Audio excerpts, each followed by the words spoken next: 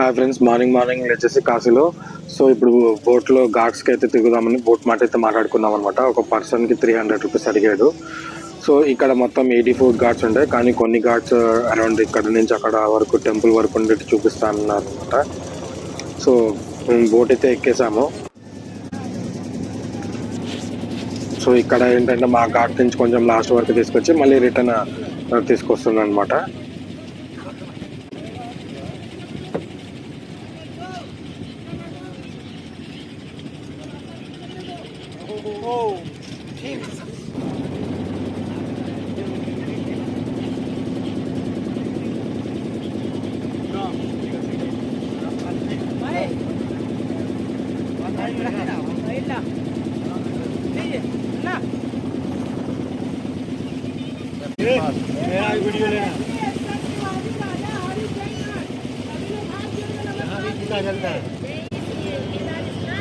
So అక్కడ last వరకు వచ్చేసి ఇంక తిప్పేశాడు అనమాట. సో ఎనికి తిప్పుతుండో రిటర్న్ అయితే తీసుకున్నాడు అనమాట. హరిశ్చంద్ర ఘాట్ దాటేసుకొని వచ్చేసాము.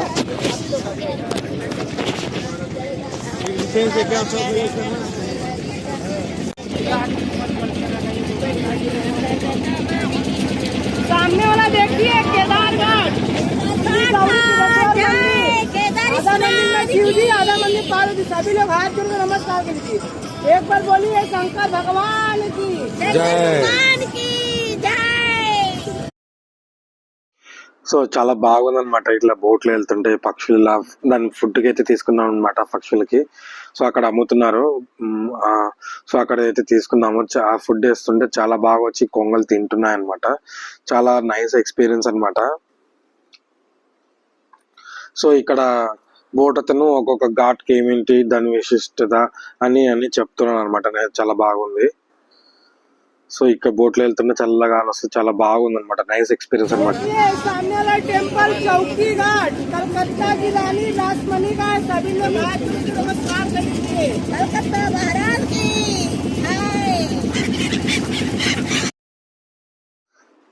చాలా బాగా అనిపిస్తుంది అనమాట బోట్లో ఎర్లీ మార్నింగ్. ఇప్పుడు మేమైతే దర్శనానికి వెళ్తున్నాము.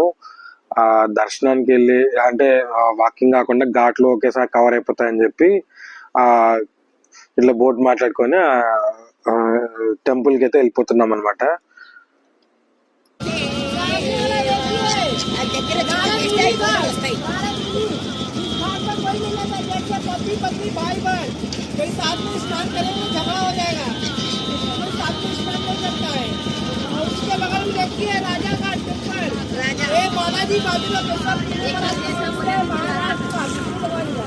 एक बार बोलिए विष्णु भगवान की जय.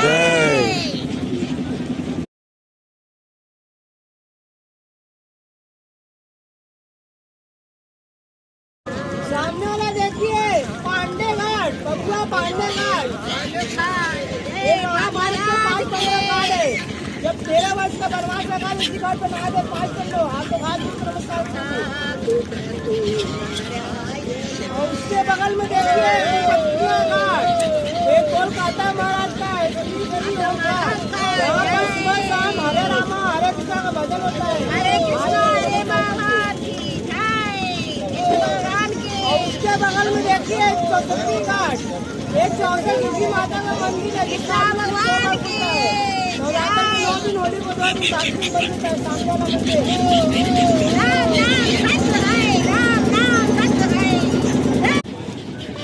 बगल में देखिए सामने वाला देखिए दरभंगा घाट, बिहार के राजा दरभंगा महाराज का.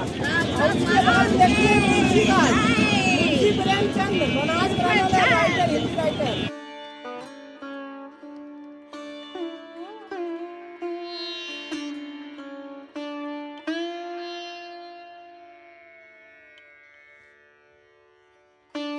కాశీలో మొత్తము 84 ఘాట్లు ఉంటాయి.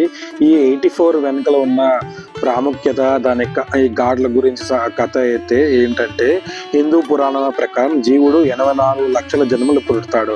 వారణాసిలో ఈ 84 ఘాట్లు ఆ 84 లక్షల జీవరాశులకు ప్రతీకగా భావిస్తారు. ఈ ఘాట్ల వద్ద స్నానం చేయడం వల్ల 84 లక్షల జన్మల చక్రం నుండి విముక్తి లభిస్తుందని, మోక్షం సద్గతిస్తుందని భక్తుల నమ్మకం. ఈ ఘాట్లో ముఖ్యమైన వాటి వెనుకున్న కథలు అస్సీ ఘాట్. ఈ అస్సీ ఘాట్ ఏంటంటే గంగా మరియు అస్సీ నదులు సంగమంగా ప్రదేశంగా దుర్గాదేవి రాక్షసులను సంహరించిన తర్వాత తన ఖడ్గాన్ని ఇక్కడ పడేయడం వల్ల అస్సీ అనే ఖడ్గం అనే పేరు వచ్చింది. ఇంకొక ఇంపార్టెంట్ ఘాట్ వచ్చి దశపేశ్వర ఘాట్. ఇక్కడ బ్రహ్మదేవుడు శివుని స్వాగతించడం కోసం ఇక్కడ 10 అశ్వమేధ యాగాలు నిర్వహించబడినాయని పురాణాలు చెప్తున్నాయి. ఇక్కడ ప్రసిద్ధంగా గంగా హారతి కూడా ఈవినింగ్ పూట చాలా ఘనంగా జరుగుతాయి అన్నమాట ప్రతిరోజు. ఇంకో ఘాట్ వచ్చి హరిశ్చంద్ర ఘాట్. ఇక్కడ సత్యహరిశ్చంద్రుడు తన సత్యనిష్టను కాపాడుకోవడానికి ఇక్కడ కాటిగాపరిగా పనిచేసినారని పురాణ గాథ చెప్తున్నాయి. ఇంకొకటి పంచగంగ ఘాట్ అన్నమాట. ఇక్కడ గంగా, యమున, సరస్వతి, కిరణ మరియు దూత పాప అనే 5 నదులు ఇక్కడ అదృశ్య రూపంలో కలుస్తాయని నమ్ముతారన్నమాట. సో ఇవి ఇంపార్టెంట్ ఘాట్స్ అన్నమాట.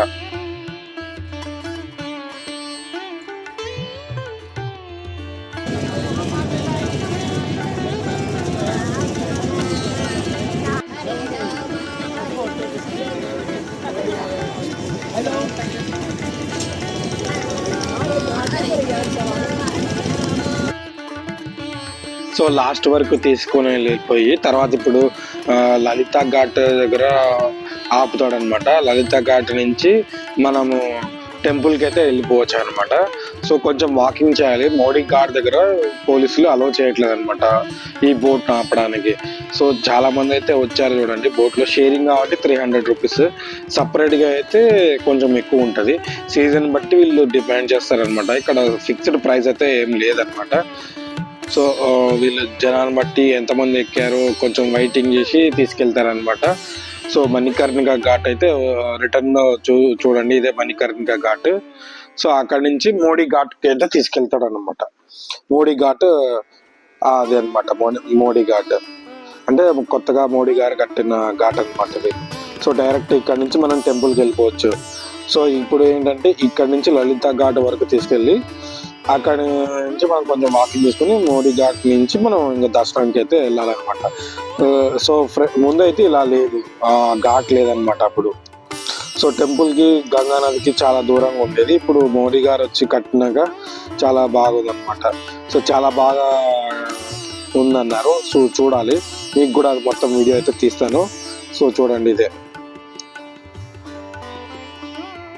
సో అదే మేము మా సత్రం నుంచి టెంపుల్కి వెళ్ళాలి అంటే కొంచెం వాకింగ్ చేసుకొని వెళ్ళాలి. సో ఇక్కడ ఏంటంటే మొత్తం ఈ ఘాట్లు చూసినట్టు ఉంటుంది. ఇలా మొత్తం నదిలో ఒకసారి అలా హ్యాపీగా ప్రయాణం చేసి ఉంటుంది అని చెప్పి ఇట్లా అయితే వచ్చేసామన్నమాట.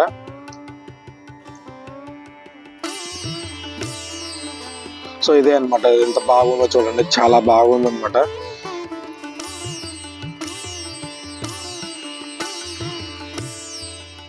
సో కాశీలో కనీసం ఒక్కసారి కాశీ యాత్ర అనేది చాలా మంచిదంటారు. సో అందుకే అప్పుడప్పుడు మేము రావడానికి ట్రై చేస్తుంటాము. ఇప్పుడు కూడా చాలా ట్రై చేసాము రావాలని, కానీ జ్వరాలు వచ్చి అవి వచ్చాయి, కానీ ఎట్లాగైనా బయలుదేరి వచ్చేసామన్నమాట.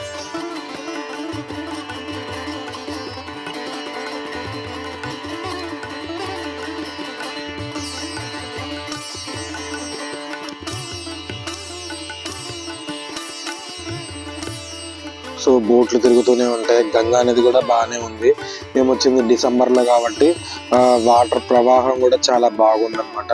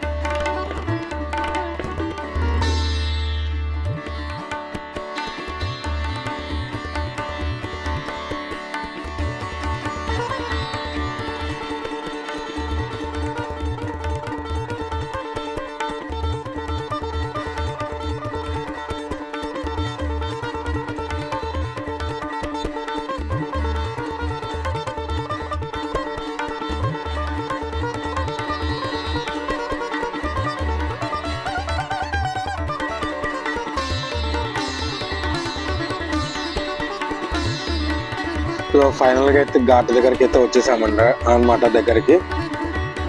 నెక్స్ట్ ఇంకా టెంపుల్కి అయితే వెళ్ళిపోతాము.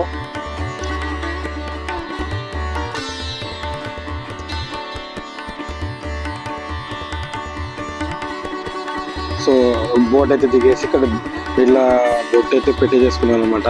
సో ఇలాగ ఇంత ఎంజాయ్ చేస్తున్నాం ఫ్రెండ్స్. నెక్స్ట్ అక్కడ వద్దాం.